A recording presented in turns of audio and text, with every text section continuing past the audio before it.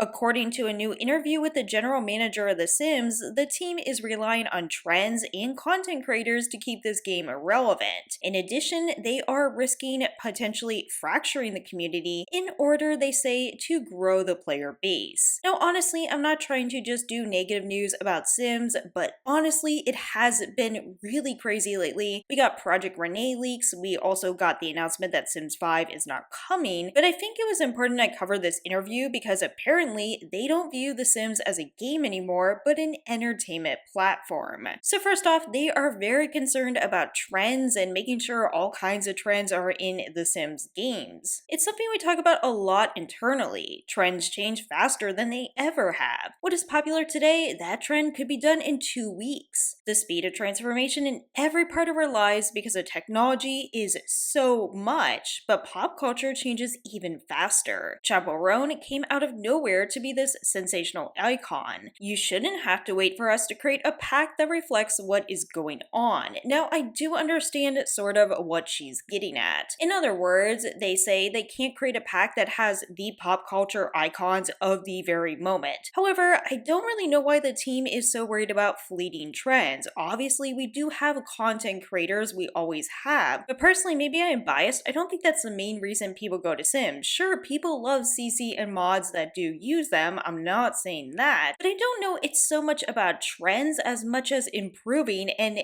adding more gameplay. Now, I do understand there is fashion and building that goes into this, and it's wonderful we have those content creators, but I just think it's an interesting thing to focus on here, especially when we get to the next point. From our global perspective, from a pop culture perspective, that is why creators are so important. If you've got an idea and you're seeing it now, you will be able to put that in game and play with it. That is what we mean by the speed of pop culture. We really want to make this onboarding ramp for our games to move and evolve as quickly as the world does. However, it is clear as we go on for this interview, their perspective of what they want this game to be is a little bit different than mine. You see, they say The Sims is really an entertainment platform we're building, and our creators are part of that process. You know, to create and extend and augment new spaces, it allows us to move at the speed of pop culture. You'll see a lot of that coming forward. How do you set up scenarios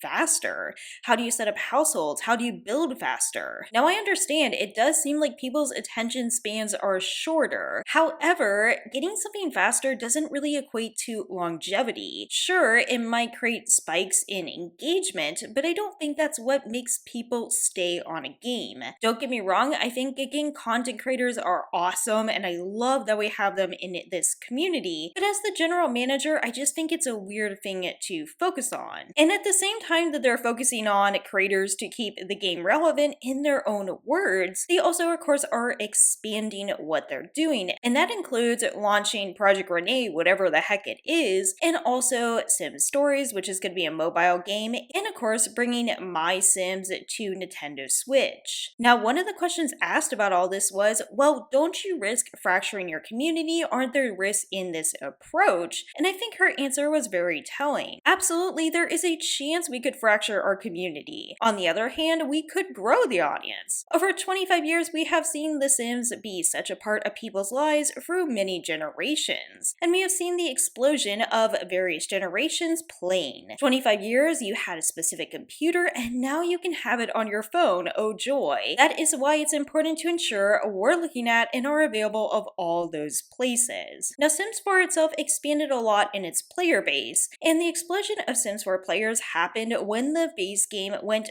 free to enter. Now, I'm not saying it's wrong in of itself to try to expand your player base. The mistake I do think they're making is they're so focused on expansion and chasing trends, they're starting to forget why people came to the game in the first place. Now, I can't say for sure how younger generations, say Gen Alpha, is looking at these games, but I still think there's a way to include trends and to support content creators and continue to grow your audience without sacrificing the core elements of your game. I'm just really concerned that this is the focus rather than, so to speak, a cherry on top. However, supposedly they're keeping the community in mind. We are prioritizing putting ideas in front of the community early. It could be anything from a new way to search in the gallery or a standalone experience. It could be a new set of features. It's an early way to be involved in the process. And yes, you can playtest these games coming up, and there is the Sims Labs for experimentation to see what kind of features might go into the games. Those aspects in of themselves, of course, are not negative. I'm not saying all these ideas are